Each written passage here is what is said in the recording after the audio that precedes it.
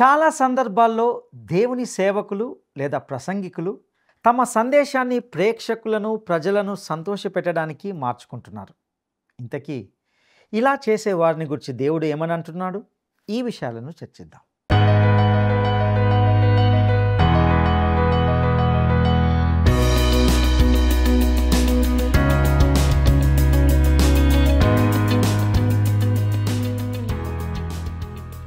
ప్రియ మిత్రులందరినీ word రిసౌండ్స్ today పరిచర్య పక్షంగా మరొకసారి ప్రేమధార కార్యక్రమానికి సాదరంగా ఆహ్వానిస్తున్నాం. ఈ కార్యక్రమంలో మీ ఆధ్యాత్మిక జీవితాలకు మేలుకరంగా ఉంటున్నాయని, అందరి సత్యాల ద్వారా మీ జీవితంను సరిచేసుకుంటున్నారని విశ్వసిస్తున్నాం.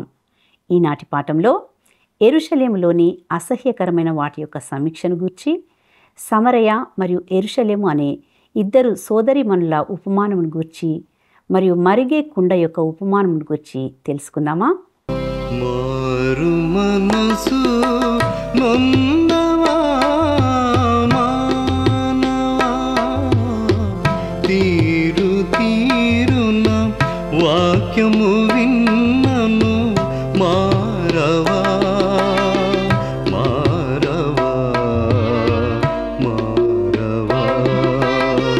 మారు మనసు నొందవా మానవా, తీరు తీరున వాక్యము విన్నను మారవా మారవా మారవా. మారు మనసు నొందవా మానవా.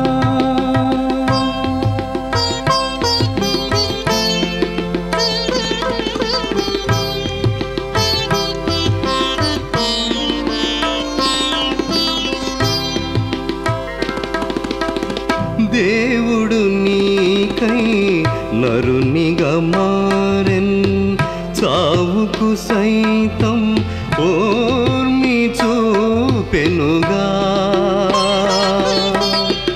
దేవుడు నీకై నరునిగా మారెన్, చావుకు సైతం ఓర్మి చూపెనుగా. నీవు నసింపక జీవము పొందను యేసుడు, పావనుడైనను సిలువను మోసే. మారు మనసు నొందవా మానవా, నలుగా కొట్ట. క్రీస్తునందు ప్రియమైన ప్రేమధార టీవీ వీక్షకులందరికీ మన రక్షకుడైన యేసు క్రీస్తు ప్రశస్తమైన నామంలో శుభములు తెలియజేస్తున్నాం. నేటి మన ఈ పాఠంలో యెహెజ్కేలు గ్రంథము 22, 23, 24 అధ్యాయాలను ధ్యానించుకోబోతున్నాం. ఈ విభాగంలో అనగా 20 నుండి 24 అధ్యాయాల్లో మనము ఇశ్రాయేలు దేశంపై రాబోయే తీర్పు గురించిన చివరి ప్రవచనాలను కొనసాగిస్తాం. ప్రారంభంలో యెహెజ్కేలు సందేశాలు బబులోనుకు చెరగా వెళ్ళిన మొదటి 2 సమూహాలకు ఉద్దేశించబడ్డాయి. వారు దేవుడు ఎప్పటికీ దేవాలయాన్ని నాశనం చేయడని, అది ఆయన పరిశుద్ధ స్థలమని, ఆయన మహిమ అక్కడ నివసిస్తుందనే నమ్మకంలోనే ఉన్నారు. నెబుకద్నెజరు దానిని తాకడానికి దేవుడు అనుమతించడని వారు విశ్వసించారు. అబద్ధ ప్రవక్తలు చెరలో ఉన్న వారిని అవిశ్వాసంలో ప్రోత్సహించారు. వారు దేవుని వైపు తిరిగి రావాల్సిన అవసరం లేదని, లేదా వారి విగ్రహారాధన మరియు ఇతర దుష్ట మార్గాలను వదిలి వేయాల్సిన అవసరం లేదని చెప్పారు. నేడు మనలో చాలా సందర్భాల్లో ఒక సూక్ష్మమైన విషయం జరుగుతుంది. దానిపై మనం ఎంతో జాగ్రత్తగా ఉండాలి. ఈరోజు చాలామంది వ్యక్తులు మరణించే ముందు, ప్రత్యేకించి వారి అంత్యక్రియల సమయంలో ప్రశంసలు పొందుతున్నారు. వారు దేవుని పట్ల భక్తిహీనులుగా దూషకులుగా ఉన్నప్పటికీ కొంతమంది ప్రసంగికులు మరీ ఎక్కువగా వారిని పొగడుతూ వారిని పరలోకంలోకి నెట్టివేయడానికి ప్రయత్నిస్తారు. ఈ విషయంలో దేవుని మనస్థితి ఎరిగిన వారమై ప్రజల గురించి మనము ఏమి మాట్లాడుతున్నామో చాలా జాగ్రత్తగా ఉండాలి. లేకపోతే ఒక అవిశ్వాసి తన మంచితనాన్ని ఎవరైనా ప్రశంసించబడిన వ్యక్తి జీవితంతో పోల్చుకొని అతనికి రక్షకుడు అవసరం లేదని నమ్మేలా చేయవచ్చు. ఈరోజు ఎంతో దుఃఖకరమైన విషయం ఏమిటంటే, సువార్త సందేశాలు తరచుగా పరిశుద్ధుల సమూహానికి ఇవ్వబడుతున్నాయి, కానీ లోక ప్రజలు మరియు అవిశ్వాసులు ఉన్నటువంటి స్థలంలో ఇవి ఇవ్వబడవు. చాలా సందర్భాల్లో ప్రచారకుడు లేదా ప్రసంగికుడు తన సందేశాన్ని ప్రేక్షకులను, ప్రజలను సంతోషపెట్టడానికి మార్చుకుంటున్నాడు. అదే పనిని ఎహెచ్కేలు కాలంలోని అబద్ధ ప్రవక్తలు కూడా చేస్తూ వచ్చారు. ఎహెచ్కేలు ఈ చివరి ప్రవచనాల్లో నిజంగా స్పష్టంగా చెప్పాడు. 20వ అధ్యాయంలో అతడు నెగేబు, బెహెర్షబా చుట్టుప్రక్కల ఇశ్రాయేలు దక్షిణ భాగం గురించి ఒక ప్రవచనాన్ని ఇచ్చాడు. ఆ ప్రవచనంలో దేవుడు ఇలా అన్నాడు, నేను నీలో అగ్నిని రగిలిస్తాను. ఆ ప్రాంతం గుండా నేడు మనం ప్రయాణిస్తే అది ఒక బోడితల ఉన్నట్లుగా ఉంది. అక్కడ ఏ విధమైన వృక్ష సంపద లేదు. మనము అక్కడ మన చేతి కంటే పెద్దదైన ఒక చెట్టు కూడా చూడలేం. అక్కడ ఒక అడవి ఉండేది, కానీ దేవుడు దానిని తీర్పు తీర్చాడు.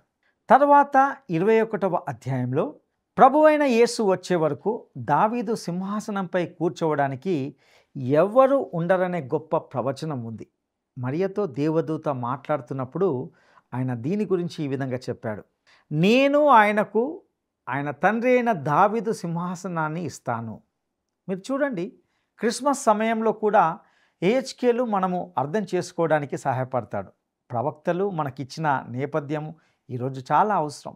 ఇక ఎహెచ్కేలు గ్రంథము 22వ అధ్యాయము యెరూషలేం నగరం యొక్క అసహ్యకరమైన పనులను ఒక జాబితాగా చేస్తుందని మనం గుర్తించాలి. ఎహెచ్కేలు గ్రంథము 22వ అధ్యాయము మొదటి 2 వచనాలను గమనిద్దాం. మరియు యెహోవా వాక్కు నాకు ప్రత్యక్షమై ఇలాగు సెలవిచ్చెను, నరపుత్రుడా, ప్రాణహాని చేయు ఈ పట్టణమునకు నీవు తీర్పు తీర్చుదువా? దానికి నీవు తీర్పు తీర్చిన ఎడల అది చేయు హేయక్రియలన్నిటినీ దానికి తెలియజేసి ఈలాగున ప్రకటింపుము. ఇక్కడ ప్రాణహాని చేయు పట్టణం అనే మాటను గమనించారా? యెరూషలేమును ఎహెచ్కేలు ఈ పేరుతోనే పిలిచాడు. యెషయా కూడా ఇదే విషయాన్ని యెషయా గ్రంథము 1వ అధ్యాయము 21వ వచనంలో ఇలా అన్నాడు, అయ్యో, నమ్మకమైన నగరం వేశ్య ఆయనే, అది న్యాయముతో నిండి ఉండెను, నీతి దానిలో నివసించెను, ఇప్పుడైతే నరహంతకులు దానిలో కాపురమున్నారు. అదేవిధంగా ప్రభువైన యేసు ఈ పట్టణం కొరకై విలపిస్తూ లూకా సువార్త 13వ అధ్యాయము 34వ వచనంలో ఈ విధంగా అన్నాడు, యెరూషలేమా యెరూషలేమా, ప్రవక్తలను చంపుచు నీ యొద్దకు పంపబడిన వారిని రాళ్లతో కొట్టుచు ఉండుదానా? అన్నిటికంటే ఘోరమైంది, వారు ఆయనను కూడా చంపలేదా? ఆయనను చంపడానికి రోమన్లకు అప్పగించినది వీరే కదా. యూదులతో మాట్లాడిన స్టెఫెను అపోస్తల కార్యముల గ్రంథము 7వ అధ్యాయము 52వ వచనంలో ఇలా అంటున్నాడు, మీ పితరులు ప్రవక్తలో ఎవనిని హింసింపకయుండిరి, ఆ నీతిమంతుని రాకను గూర్చి ముందు తెలిపిన వారిని చంపిరి, ఆయనను మీరు ఇప్పుడు అప్పగించి హత్య చేసిన వారైతిరి. మత్తయి సువార్త 27వ అధ్యాయము 25వ వచనంలో క్రీస్తు మరణ సమయంలో జనము పిలాతుతో ఇలా అంటున్నారు, అందుకు ప్రజలందరూ వాని రక్తము మా మీదను మా పిల్లల మీదను ఉండునుగాక అనిరి. వారు అలా కేకలు వేశారనే మాటను ఇక్కడ మనం గమనిస్తున్నాం. ఇశ్రాయేలు నాయకులు విశ్వాస భ్రష్టత్వము మరియు ఘోరమైన పాపాల్లో మునిగి ఉన్నారు. ఇక ఎహెచ్కేలు గ్రంథము 22వ అధ్యాయము 25వ వచనాన్ని గమనిద్దాం. ఉగ్రత దినమందు నీకు వర్షము రాదు, అందులో ప్రవక్తలు కుట్ర చేయుదురు, గర్జించుచుండు సింహము వేటను చీల్చునట్లు మనుషులను భక్షింతురు, సొత్తులను ద్రవ్యమును వారు పట్టుకొందురు, దానిలో చాలా మందిని వారు విధవరాండ్రుగా చేయుదురు. అంతా బాగానే ఉంది, మనము నెమ్మదిగా వెళ్ళబోతున్నామని అందులోని అబద్ధ ప్రవక్తలు మాట్లాడుతున్నారు. ఇక మరొక విషయం ఏమిటంటే, యాజకులు దేవుని ధర్మశాస్త్రాన్ని బహిరంగంగా నిరాకరించారు. ఎహెచ్కేలు గ్రంథము 22వ అధ్యాయము 27వ వచనాన్ని గమనిద్దాం. దాని అధిపతులు లాభము సంపాదించుటకై నరహత్య చేయుటలోను మనుషులను నశింపజేయుటలోను వేటను చీల్చు తోడేళ్ల వలె ఉన్నారు. ఇక మరొక విషయం ఏమిటంటే, అధిపతులు వేటను చీల్చు తోడేళ్ల వలె ఉన్నారు. అపోస్తల కార్యములు 20వ అధ్యాయము 29వ వచనంలో పౌలు సంఘానికి క్రూరమైన తోడేళ్లను గురించి హెచ్చరించాడు. నేడు కూడా సంఘంలో ఇటువంటి వారు ఉంటున్నారు. యెరూషలేము ప్రాణహాని చేయు పట్టణం అని ఎందుకు పిలువబడింది? ప్రవక్తలు, యాజకులు, అధిపతుల క్రియల వలన. యెహెజ్కేలు గ్రంథము 22వ అధ్యాయము 30-31వ వచనాన్ని గమనిద్దాం. నేను దేశమును పాడు చేయకుండునట్లు ప్రాకారమును దిట్టపరచుటకును బద్దలైన సందులలో నిలుచుటకును తగినవాడు ఎవడని నేను ఎంత విచారించినను ఒక్కడైనను కనబడలేదు. కావున నేను నా క్రోధమును వారి మీద కుమ్మరింతును, వారి ప్రవర్తన ఫలము వారి మీదికి రప్పించి నా ఉగ్రతాగ్ని చేత వారిని దహింతును. ఇదే ప్రభువైన యెహోవా వాక్కు. ఆ దేశంలో బద్దలైన సందుల్లో నిలుచుటకు ఒక్క వ్యక్తి కూడా దొరకలేదు. నా పాపాలకు పరిశుద్ధ దేవునికి మధ్య నిలిచే ఒక్క వ్యక్తిని కనుగొన్నందున నేను దేవునికి వ్యక్తిగతంగా కృతజ్ఞత చెల్లిస్తున్నాను. ఆ వ్యక్తి యేసుక్రీస్తు. దేవుడు తన వారిని క్రీస్తులో చూస్తున్నాడు. నేడు మన కోసం ఆ సందులో నిలిచిన ఆయనను బట్టి దేవునికి కృతజ్ఞతాస్తుతులు కలుగునుగాక. ఇక మరొకసారి 23వ అధ్యాయంలోని ప్రజలకు యెహెజ్కేలు ఒక అసాధారణమైన దృష్టాంతాన్ని చెబుతున్నాడు. ఇది ఇద్దరు సోదరి మనుల దృష్టాంతం. అతడు ఈ దృష్టాంతమును ప్రారంభించినప్పుడు ప్రజలు నవ్వుతూ ఇతడు ఇలాంటి కథతో ఎక్కడికి వెళ్తున్నాడు అని ఆశ్చర్యపోయి ఉండవచ్చు. ఇక యెహెజ్కేలు గ్రంథము 23వ అధ్యాయము 1వ వచనాన్ని గమనిద్దాం. మరియు యెహోవా వాక్కు నాకు ప్రత్యక్షమై ఈలాగు సెలవిచ్చెను. యెహెజ్కేలు ఈ కథను తనంతట తాను కల్పించుకోలేదు. దేవుడే ఈ సందేశాన్ని అతనికి ఇచ్చాడు. ఇక యెహెజ్కేలు గ్రంథము 23వ అధ్యాయము 2-3 వచనాలను గమనిద్దాం. నరపుత్రుడా, ఒక తల్లికి పుట్టిన ఇద్దరు స్త్రీలు కలరు. వీరు ఐగుప్తు దేశంలో జారత్వం చేసిరి. యవ్వన కాలమందే జారత్వము చేయుచూ వచ్చిరి. అక్కడ వారికి ఆలింగనమాయను. అక్కడ వారి కన్యకాలపు చనులను పురుషులు నలిపిరి. ప్రియులరా, ఈ ఇద్దరి సోదరి మనులు కన్యకలుగా లేరు. వారు వ్యభిచారుణులు అయ్యారు. ఇంతకీ యెహెజ్కేలు ఇక్కడ దేనిని గురించి మాట్లాడుతున్నాడు? యెహెజ్కేలు గ్రంథము 23వ అధ్యాయము 4వ వచనాన్ని గమనిద్దాం. వారిలో పెద్దదాని పేరు ఒహోలా, ఆమె సహోదరి పేరు ఒహోలిబా. వీరు నాకు పెళ్లి చేయబడిన వారై కుమారులను కుమార్తెలను కనిరి. ఒహోలా అను పేరు షోమ్రోనునకును, ఒహోలిబా అను పేరు యెరూషలేమునకు చెందుచున్నవి. సమరయ ఒహోలా అని పిలువబడింది. ఒహోలా ఉత్తర రాజ్యముగా అనగా ఇశ్రాయేలుగా ఉంది. యెరూషలేము ఒహోలిబా అని పిలువబడింది. ఒహోలిబా దక్షిణ రాజ్యంగా అనగా యూదాగా ఉంది. ఇక వీరి పేర్ల అర్థాలను గమనిద్దాం. ఒహోలిబా అనగా యెరూషలేము మరియు యూదా. ఒహోలిబా అనే పదానికి నా గుడారము ఆమెలో ఉంది అని అర్థం. ఇక్కడ దేవుడే నా గుడారము ఆమెలో ఉంది అని చెబుతున్నాడు. మరొక మాటల్లో చెప్పాలంటే దక్షిణ రాజ్యంలోని యెరూషలేములో అద్భుతమైన సొలొమోను మందిరం ఉండేది. ఇది అరణ్యంలోని ప్రత్యక్ష గుడారాన్ని పోలి నిర్మించబడింది. ఇది ప్రజలు దేవుణ్ణి ఆరాధించడానికి వెళ్ళే పవిత్ర స్థలం. ఇది ఎంతో అద్భుతమైనది. ఒహోలా అనగా సమరయ మరియు ఉత్తర రాజ్యం. ఒహోలా అనే పదానికి ఆమె యొక్క స్వంత గుడారం అని అర్థం. ఈ ఉత్తర రాజ్యం తిరుగుబాటు చేసి దక్షిణ రాజ్యం నుండి వేరుపడింది. యెరోబాము రాజు బేతెలు మరియు సమరయలో 2 బంగారు దూడలను స్థాపించి తన ప్రజలు యెరూషలేమునకు వెళ్ళి ఆరాధించకుండా అడ్డుకున్నాడు. ఉత్తర రాజ్యంలోని బంగారు దూడలను బట్టి దేవుడు తీర్పు తీర్చుతాడని దక్షిణ రాజ్య ప్రజలు, ప్రవక్తలు సులభంగా అర్థం చేసుకోవచ్చు. ఆయన నిజంగా అలాగే చేశాడు. కానీ దక్షిణ రాజ్యమును కూడా తీర్పు తీర్చబోతున్నాడు. ఎందుకంటే వారు మృతమైన మతాచారంను అనుసరిస్తున్నారు. వారు మేము దేవునితో సరిగ్గానే ఉన్నాము అని భావించారు, కానీ వాస్తవానికి పాపంలో జీవిస్తున్నారు. ప్రియులారా, ఈనాడు అనేక మౌలిక అనగా ఫండమెంటల్ క్రైస్తవులు మరియు చర్చిల యొక్క ఆధ్యాత్మిక జీవితాన్ని క్షీణింపజేస్తున్న ప్రధాన కారణాల్లో ఒకటి ఏమిటంటే కొందరి సంఘ సభ్యుల జీవిత మార్గాలు. ఇది నిజమే, క్రీస్తు కృప ద్వారా మాత్రమే మనము రక్షించబడ్డాం. మనకు మరొక మార్గం అంటూ లేదు. కృప వలన దేవుడు నన్ను రక్షింపకపోతే నేను ఎప్పటికీ రక్షణ పొందేవాడిని కాదు. అంటే దాని అర్థం నేను ఆయన కోసం జీవించకూడదు అని కాదు. ఇది దేవుడు మనలను తీర్పు తీర్చడు అని కాదు. దీని అర్థము మన జీవితము మన ఆధ్యాత్మిక జీవితాన్ని చంపలేవు అని కాదు. ఏహెచ్కేలు, ఒహోలా మరియు ఒహోలిబా అనే ఇద్దరు సోదరిమణుల కథతో ప్రజల దృష్టిని ఆకర్షించాడు. ఇది నాకు ఒక వినోదాత్మకమైన కథను గుర్తుకు తెస్తుంది. ఒక పేద రైతు తన చిన్న గాడిదను బండికి కట్టాడు.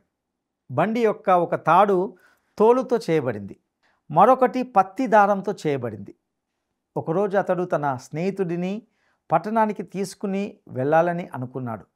స్నేహితుడు బండిలో కూర్చున్నాడు, కానీ రైతు బండి నుండి ఒక కొయ్య తీసుకొని ముందుకు వెళ్ళి తన గాడిద తలపై కొట్టాడు. స్నేహితుడు ఆశ్చర్యానికి గురయ్యాడు. అయ్యో, ఎందుకు ఇలా చేశావు అని అడిగాడు. రైతు నవ్వుతూ, ఎప్పుడు ప్రయాణం మొదలుపెట్టే ముందు దాని దృష్టిని ఆకర్షించాలి అంటే ఇలా చేయాలి కదా అన్నాడు. ప్రియులారా, ఇక్కడ ఎహెచ్కేలు కూడా అలాంటి కఠిన మనసు గల ప్రజలతో వ్యవహరిస్తున్నాడు. అతడు ఈ దృష్టాంతాన్ని చెప్పినది వారి దృష్టిని ఆకర్షించడానికే. నేడు కొందరు ప్రసంగికులు ఉద్రేకపూరిత విషయాలను ఉపయోగించినందుకు విమర్శలు పొందుతారు, కానీ నేను వారికి పూర్తిగా సానుభూతి చూపిస్తాను. ఈ కాలంలోని ప్రజలు మరి ఇంకే విధంగా వింటారు? ఎహెచ్కేలు కూడా అసాధారణమైన పద్ధతులను ఉపయోగించాడు. ఇక ఎహెచ్కేలు గ్రంథము 23వ అధ్యాయము 12వ వచనాన్ని గమనిద్దాం. ప్రశస్త వస్త్రములు ధరించిన వారును, సైన్యాధిపతులను, అధికారులను, గుర్రములెక్కు రౌతులను, సౌందర్యము గల యవనులగు అశ్షూరు వారైన తన పొరుగు వారిని అది మోహించెను. ఇది దక్షిణ రాజ్యంలో రాజైన ఆహాజు పరిపాలనలో జరిగిన చారిత్రక సంఘటనని సూచిస్తుంది. ఆహాజు అశ్షూరు రాజైన తిగ్లత్ పిలేసేరును కలవడానికి దమస్కుకు వెళ్ళినప్పుడు అక్కడ అతడు ఒక బలిపీఠాన్ని చూసి అది తనకు కనిపించిన అత్యంత సుందరమైన బలిపీఠంగా భావించాడు. కాబట్టి అతడు ఊరియా అనే యాజకునికి దాని నమూనాను తెచ్చి అదే విధమైన బలిపీఠాన్ని నిర్మించమని ఆజ్ఞాపించాడు. ఈ విషయాన్ని 2వ రాజుల గ్రంథము 16వ అధ్యాయము 10 నుండి 18 వచనాల్లో గమనిస్తాం. అతడు ఆరాధనను మెరుగుపరచాలని ఉద్దేశించి అక్కడికి వెళ్ళాడు, కానీ దేవుడు దీనిని గమనించి ఉత్తర రాజ్యాన్ని దీని విషయమే శిక్షించాడు. ఇప్పుడు దక్షిణ రాజ్యంపై బబులోను ఆక్రమణ జరగబోతుంది. దీనికి ప్రత్యామ్నాయం లేదు. దేవుడు ఉత్తర మరియు దక్షిణ రాజ్యాలను రెండింటినీ శిక్షిస్తున్నాడు, ఎందుకంటే అవి సజీవుడైన నిజమైన దేవుని నుండి దూరంగా పోయాయి. ఉత్తర రాజ్యం బహిరంగంగా విగ్రహారాధనలోనికి వెళ్ళింది. దేవుని రాజ్యం ప్రభువుని ఆరాధిస్తున్నట్లు నటించింది. నా ప్రియ స్నేహితులారా, దేవుని ప్రజలమైన మనమందరము అపోస్తలుడైన పౌలు కొరింథీయులకు రాసిన 2వ పత్రిక 13వ అధ్యాయము 5వ వచనంలో చేసిన హెచ్చరికతో మనల్ని మనం పరీక్షించుకోవాలి. అందులో ఉన్న మాట ఏమిటంటే, మీరు విశ్వాసము గలవారై ఉన్నారో లేదో మిమ్మును మీరే శోధించుకొని చూచుకొనుడి. బహుశా మీరు విశ్వాసి నిత్య భద్రత సిద్ధాంతాన్ని మీరు నమ్మరా అని మీలో ఎవరైనా అడగవచ్చు. అవును, నేను నమ్ముతాను, కానీ నేను నటించే వారి అభద్రతను కూడా నమ్ముతాను. మీరు చర్చికి వెళ్ళినప్పుడు నిజంగా దేవుణ్ణి ఆరాధిస్తారా? క్రీస్తు వ్యక్తిత్వానికి సన్నిహితంగా ఉన్నారా? మీరు ఆయన్ని నిజంగా ప్రేమిస్తున్నారా? ఇవన్నీ కూడా మనల్ని మనం పరిశీలించుకోవాల్సిన విషయాలు. మనము పని చేయలేనప్పుడు ఆయనకు మన సేవ అవసరం లేదు. యోహాను సువార్త 21వ అధ్యాయంలో ప్రభువు పేతురుని అడిగిన ప్రశ్న ఏమిటంటే, నీవు నన్ను ప్రేమిస్తున్నావా? పేతురు అవును అని చెప్పిన తర్వాత మాత్రమే ప్రభువు నా గొర్రెలను మేపుము అని ఆజ్ఞాపించాడు. మనము ఆయన్ని నిజంగా ప్రేమించినప్పుడు మాత్రమే ప్రభువు మనలను ఉపయోగించుకోగలడు. ఇక మనము 24వ అధ్యాయంలోకి వస్తున్నాము. ఎహెచ్కేలు గ్రంథము 24వ అధ్యాయము మనకు పొంగుచున్న కుండ దృష్టాంతం మరియు ఎహెచ్కేలు భార్య మరణం గురించి చెబుతుంది. దేవుడు ఈ రెండింటిని ప్రజలకు సందేశం ఇవ్వడానికి ఉపయోగించుకోబోతున్నాడు. యెహెజ్కేలు గ్రంథము 24వ అధ్యాయము మొదటి 2 వచనాలను గమనిద్దాం. 9వ సంవత్సరము 10వ నెల 10వ దినమున యెహోవా వాక్కు నాకు ప్రత్యక్షమై ఇలాగు సెలవిచ్చెను. నరపుత్రుడా, ఈ దినము పేరు రాసియించుము, నేటి దినము పేరు రాసియించుము. ఈ దినము బబులోను రాజు యెరూషలేం మీదికి వచ్చుచున్నాడు. ఇది యెహెజ్కేలు తన సందేశానికి మొదటిసారిగా తేదీని పేర్కొన్న సందర్భం. ఈ సమయంలో నెబుకద్నెజరు యెరూషలేము యొక్క గోడలను పగలగొడుతున్నాడు. ఏమి జరుగుతున్నదో యెహెజ్కేలుకు తెలియజేయడానికి ఆ కాలంలో టెలివిజన్ లేదు. యెరూషలేం నుండి బబులోనుకు సందేశాలు పంపే ఉపగ్రహాలు లేవు. ఈ సమాచారం యెహెజ్కేలుకు దేవుడే బహిర్గతం చేయకపోతే తెలియడానికి వేరే మార్గం అంటూ లేదు. ఈ వాక్యము విమర్శకులకు అనగా ఉదారవాదులకు ఎల్లప్పుడూ ఇబ్బంది కలిగించింది. ఒక విమర్శకుడు ఇలా అన్నాడు, ఈ వచనము యెహెజ్కేలు ఉద్దేశపూర్వకంగా మోసగాడా లేదా అతనికి ఏదో ఒక రకమైన రెండవ చూపు ఉందా అనే సందిగ్ధతను మనపై స్పష్టమైన రీతిలో బలవంతం చేస్తుంది అని అన్నాడు. అవును ప్రియులారా, అతనికి ఉన్న ఆ రెండవ దృష్టి ఏమిటంటే దేవుని దృష్టి. కానీ విమర్శకులు దీనిని అంగీకరించరు. ఇక యెహెజ్కేలు గ్రంథము 24వ అధ్యాయము 6వ వచనాన్ని గమనిద్దాం. కాబట్టి ప్రభువైన యెహోవా సెలవిచ్చినది ఏమనగా, నరహంతకులున్న పట్టణమునకు శ్రమ, మడ్డిగల కుండ మానకుండా మడ్డి కలిగి ఉండకుండా నీకు శ్రమ. చీటి దాని వంతున పడలేదు, వండిన దానిని ముక్క వెంబడి ముక్కగా దానిలో నుండి తీసుకొని రమ్ము. యెరూషలేము మరొకసారి నరహంతకులున్న పట్టణము అని పిలువబడింది. ఇక్కడ ఒక కుండ మరియు దానిలో మడ్డి లేదా మురికి ఉంది. ఈ కుండ యెరూషలేము నగరం, దానిలోని నివాసులు ఆ కుండలో ఉన్నారు. అందులో ఉన్న పాపమే ఈ మడ్డి. మనమందరము ఒకే కుండలో ఉంటున్నాం. ఈనాడు కొందరు ఇతరులను ఉద్దేశించి వారు ఈ భూమి మీద నీచమైన వారు, భూమి యొక్క మురికి అని పిలుస్తుంటారు. కానీ దేవుడు ఏమంటున్నాడో మీరు తెలుసుకోవాలనుకుంటున్నారా? మన పాపమే ఈ భూమి మీద మురికిగా మడ్డిగా నీచమైనది. గమనించండి, మనమందరం కూడా ఒకే కుండలో ఉంటున్నాం. యెరూషలేం కుండ నేడు మనకు ప్రపంచాన్ని సూచిస్తుంది. వివిధ జాతి సమూహాల గురించి మాట్లాడే ఈ చర్చలన్నీ కూడా వ్యర్థం. మనమందరము ఒకే పాపస్థితిలో ఉంటున్నాం. ఇక యెహెజ్కేలు గ్రంథము 24వ అధ్యాయము 15-16 వచనాలను గమనిద్దాం. మరియు యెహోవా వాక్కు నాకు ప్రత్యక్షమై ఇలాగు సెలవిచ్చెను. నరపుత్రుడా, నీ కన్నుల కింపైన దానిని నీ యొద్ద నుండి ఒక్క దెబ్బతో తీసివేయబోచున్నాను. నీవు అంగలార్చవద్దు, ఏడవవద్దు, కన్నీరు విడవవద్దు. ప్రియులారా, యెహెజ్కేలు ఒక యవ్వన చక్కటి ఇశ్రాయేలీయురాలిని వివాహమాడి ఆమెను ఎంతో ప్రేమించాడు. కానీ చెరలో ఆమె అనారోగ్యంతో మరణించింది. ఇది యెహెజ్కేలు హృదయాన్ని విరిచివేసి ఉండవచ్చు. కానీ ఇప్పుడు అతడు తన పాత్రను పోషించాల్సి ఉంది. ఇక యెహెజ్కేలు గ్రంథము 24వ అధ్యాయము 17వ వచనాన్ని గమనిద్దాం. మృతులకై విలాపము చేయక నిశ్శబ్దముగా నిట్టూర్పు విడువుము. నీ శిరోభూషణములు ధరించుకొని పాదరక్షలు తొడుక్కొనవలెను. నీ పెదవులు మూసుకొనవద్దు, జనుల ఆహారము భుజింపవద్దు. దేవుడు అతనికి విలాపము చేయకుము అని ఆజ్ఞాపించాడు.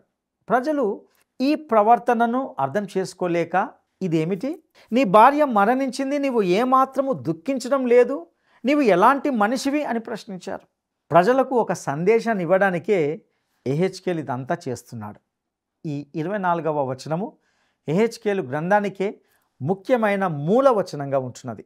ఇక యెహెజ్కేలు గ్రంథము 24వ అధ్యాయము 24వ వచనాన్ని గమనిద్దాం. యెహెజ్కేలు మీకు సూచనగా ఉండును, అతడు చేసినదంతటి ప్రకారము మీరును చేయుదురు. ఇది సంభవించినప్పుడు ప్రభువైన యెహోవానై ఉన్నానని మీరు తెలుసుకొందురు.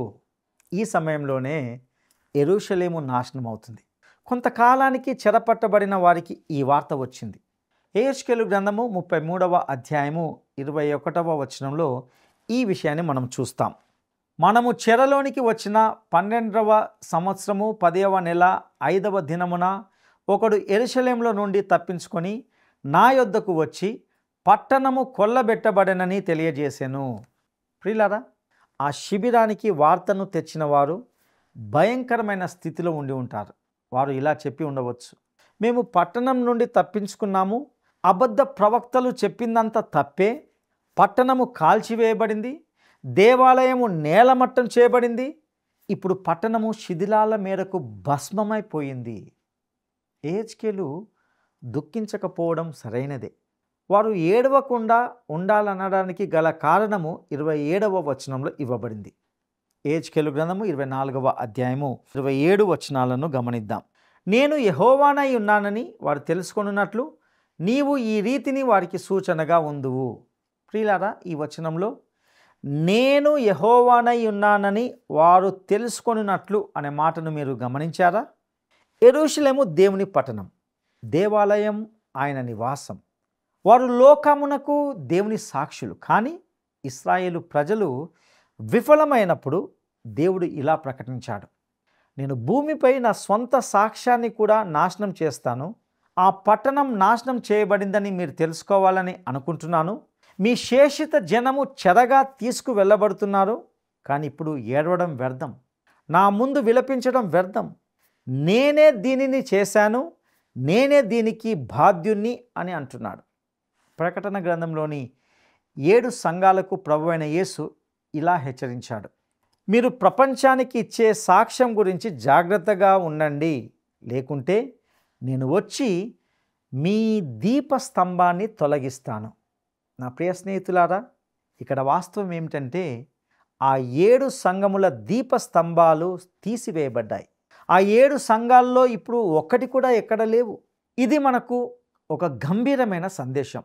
మీరు క్రైస్తవులైతే నేడు దేవుని కోసం నిలబడకపోతే ఆయన మీ దీపస్తంభాన్ని కూడా తొలగిస్తాడు. అప్పుడు వెలుగు ఉండదు. ఇది మనము తరచుగా వినే ప్రేమ మృదువైన బోధ కాదు. యెహెజ్కేలు అను ఇతడు దేవుని తరపున మాట్లాడుతున్నాడు.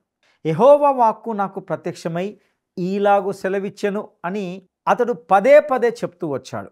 మీరు అతని సందేశం విషయమై వాదించాలి అని అనుకుంటే దానిని ప్రభు ముందు ఉంచండి. కానీ గుర్తుంచుకోండి, ఆయన సరి అయిన వాడు, ఆయనలో ఎటువంటి తప్పు లేదు. మనమే తప్పు చేసిన వారం. ప్రియ సహోదరుడా, సహోదరి, ఈ వాక్య సత్యాలు మీ ఆధ్యాత్మిక జీవితాలకు సహాయకరంగా ఉంటున్నాయా? అతి కృప దేవుడు మీకు దయచేయునుగాక. దైవాశీస్సులు.